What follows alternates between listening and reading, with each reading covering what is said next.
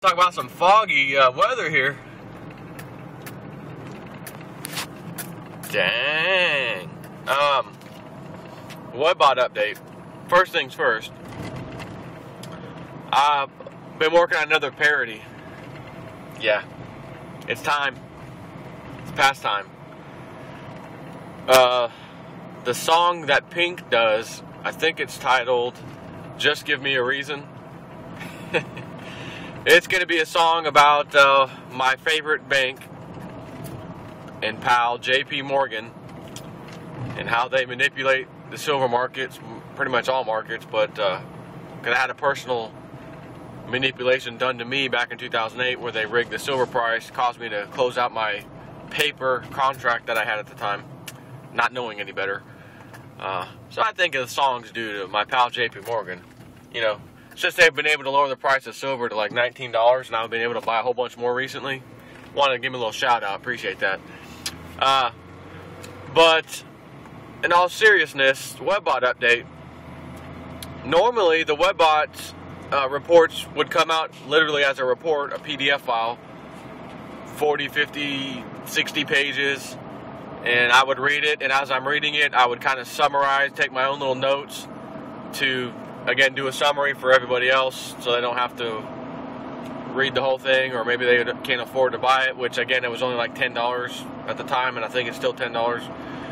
But he's doing it now where he's reading it as his interpretation, which is always his interpretation, but he's reading it aloud on video, on voice, you know, audio file, and then I just listen to it. So I thought, well, I could just listen to it and still take notes. I kind of actually like that better as opposed to me having to sit there and stare at the screen the whole time. I'd rather have some headphones on or something and take notes. But as I listened to it, I realized it was hard to have time to do it right now. I was just so busy that I was listening to it on the way to work every day for 2 days, and I you know, it's a little bit about a 30-minute drive, so there and back, and then like one time there, I listened to all of it and realized, man, I could pretty much summarize this without writing, taking notes. So I'm gonna do that right now. Right off the bat, it starts talking about the global earth changes with, again, more volcanic activity, way more flooding. There's some data in there about a fire that rages somewhere, you know, like a wildfire, that literally takes, it just takes months to actually get any kind of control over it, and I guess they kind of just let it burn itself out because it's so big, but it would take, what he saw was like months for this thing to finally kind of quiet down. And a bunch of stuff like that, from volcanic activity, more flooding, and lakes overflowing, water, bodies of water, you could say, you know, getting way too high, crazy weather where like it's, you know, middle of summer, let's say, and it's hot as hell, and then all of a sudden it's like cold, and you're like, what? Which is interesting because I mean, this Webbot came out on the 25th or so of June. You know, here it is, July 3rd that I'm doing this, but not that I'm going to say this is the Webbot hit, but man, it's the high of today is 85 degrees in southern Tennessee.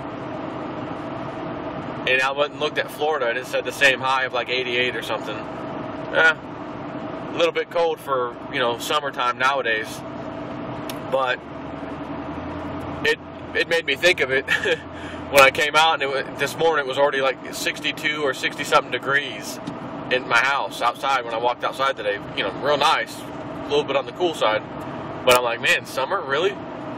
So talked a little bit about that stuff. Nothing real, you know, popping out at me. Basically, nothing real huge to report on that front.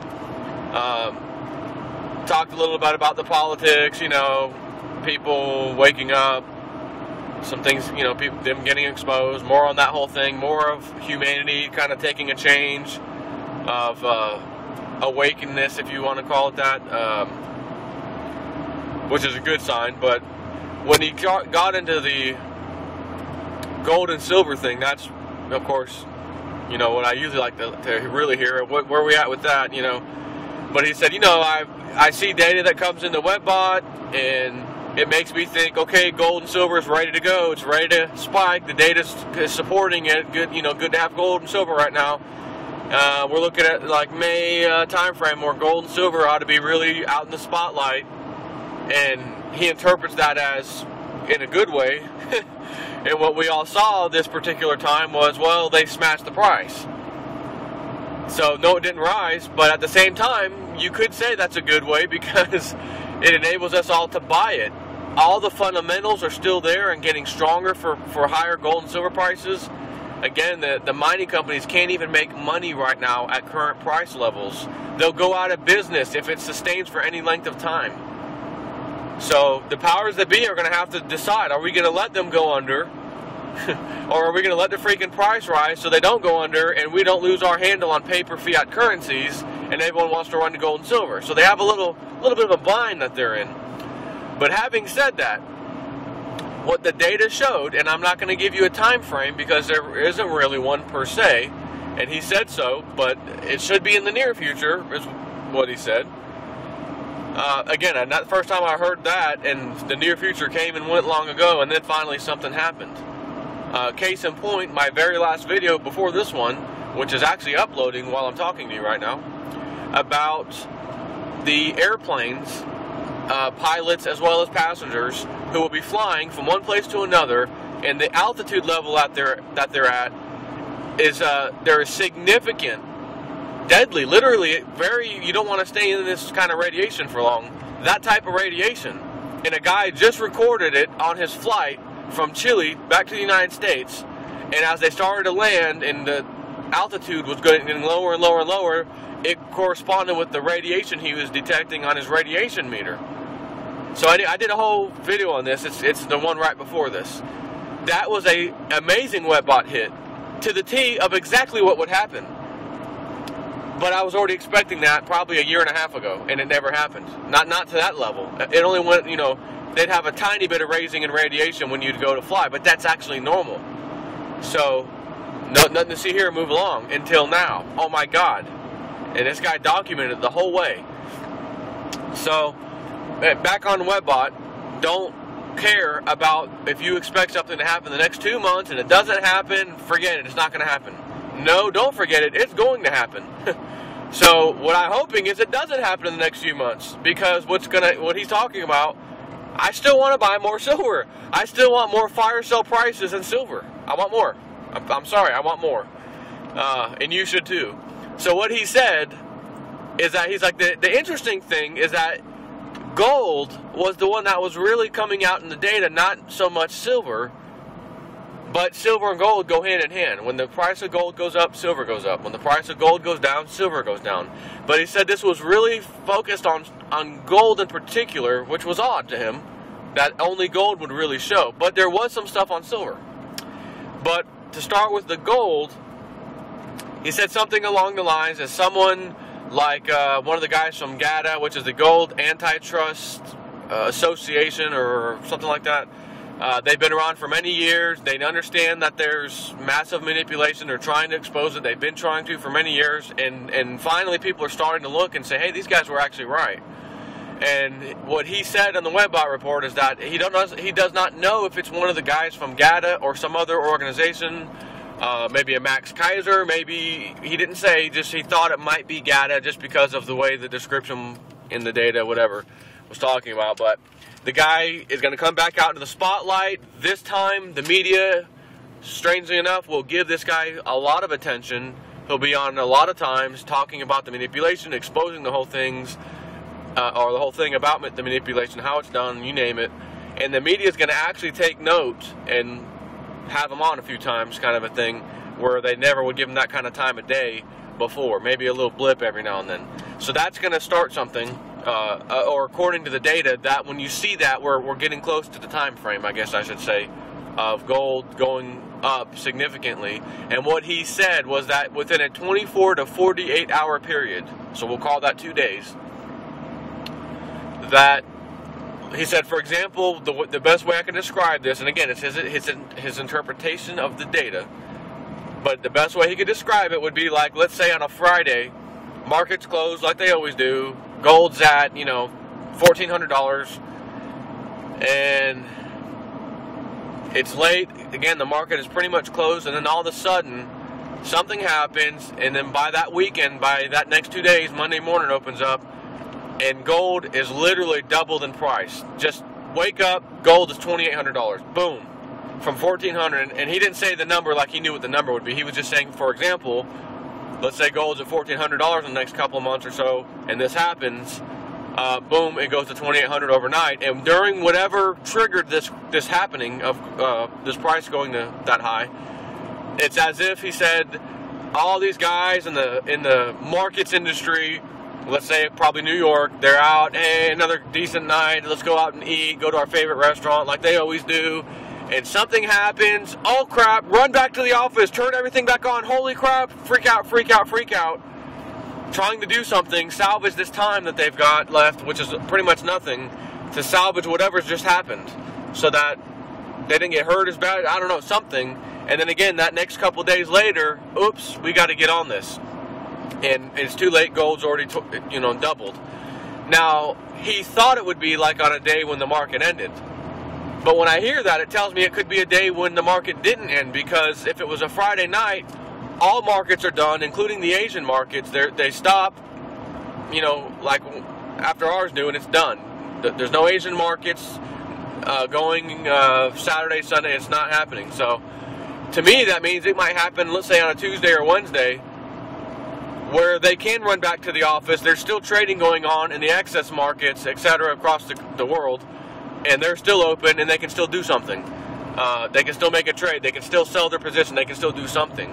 That makes more sense to me, but that doesn't mean I'll be right either. So that's one thing that's going to trigger this, or not trigger it, but that's part of it, where there's this knee-jerk reaction. Oh my God, we got to get back in the office. Go back to the office. They like run out of the restaurant, not even paying their bill. That kind of a thing is what he said. So that'll cause the price of gold to literally, I keep saying cause, that's not going to be the cause. During that time period, gold doubles.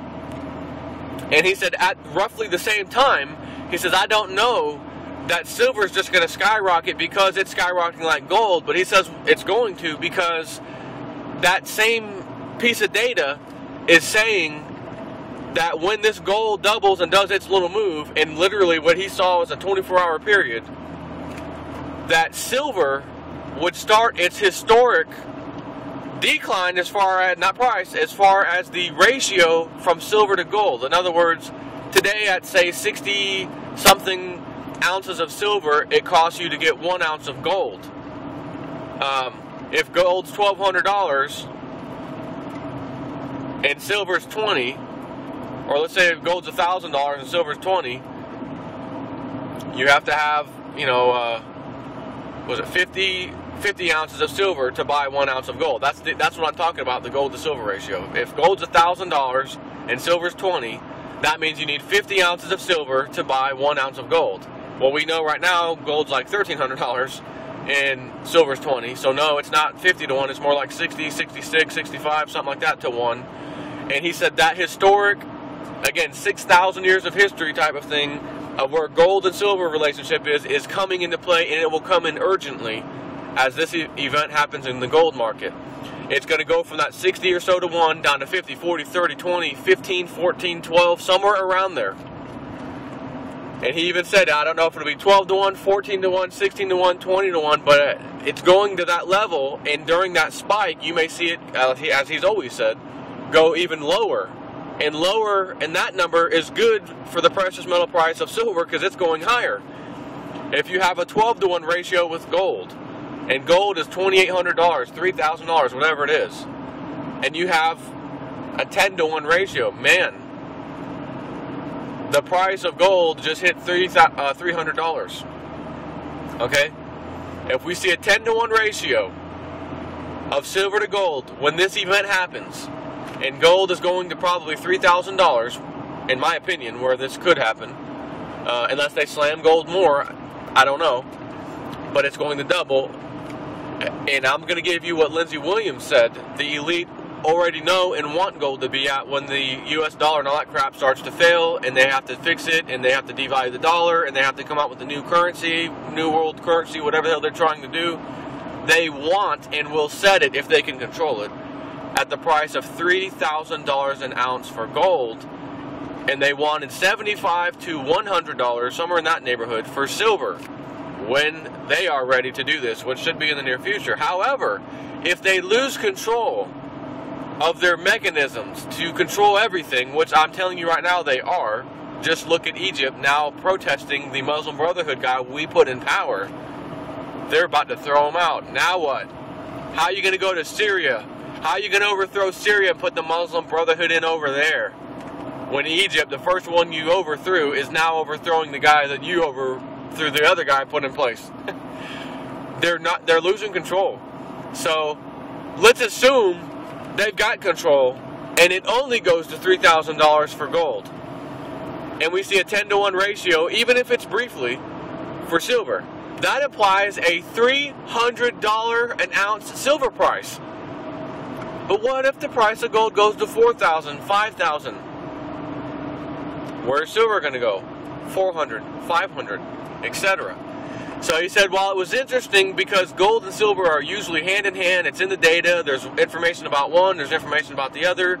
In this particular data read for the webbot, it was pretty much focused on gold doubling in an extremely short period of time, people freaking out in the markets world, and oh my god, we got to go back to the office, turn the lights on, turn the computers back on, look, we got to trade, we got to get in on this, you know. Both good and bad. You know, if you had a short position, you're in deep trouble. If you went long, you're real happy, and you may want to sell it to capitalize on it, etc. So there's going to be that aspect, but the interesting thing he saw tied with it was not a price of silver at all, only that ratio would come down significantly, and it would start its move to go back to the historic normals, which is about 14, 15, 16 to 1 with gold. Trust me, even a 20 to 1 ratio with gold at $3,000 gold will make you very happy.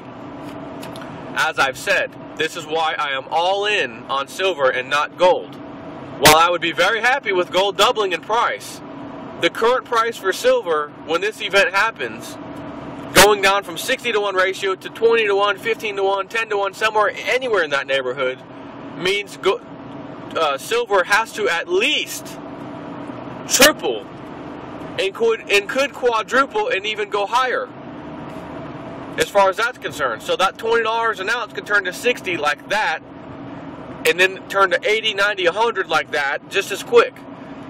And you're going to say, wow, I just got 5 times the price of silver at $20 today right now. Or you could even say, man, I remember when I bought in at like $42, $44, somewhere in that neighborhood, and it's 100. Man, my patience finally paid off. Old Jason at 4 and those guys I watch on YouTube, man, I'm glad I kind of hung in there and listened and waited, because everything they said was right. I mean, that we did have this massive debt. I do see the countries buying gold en masse from China to India to Russia, all these guys. They're doing it, so I guess Jason 4 always had a point as to, well, if they're doing it, why do you think they're doing it? Trust me, they're not upset that they're paying $20 for silver and, you know, $1,200, $1,300 for gold right now. They're ecstatic. And they're buying it up faster than you can shake a stick at it. Matter of fact, I'm going to use a country term I picked up. They are getting gold faster than you can shake a stick at it, much less lick it. Now, I don't know what in the hell that means, but I did hear that before. Can't even shake a stick at it, much less lick it. Lick what? The stick? Or the thing you're talking about? And why would you want to lick either? Anyways, Jason at 4, take care.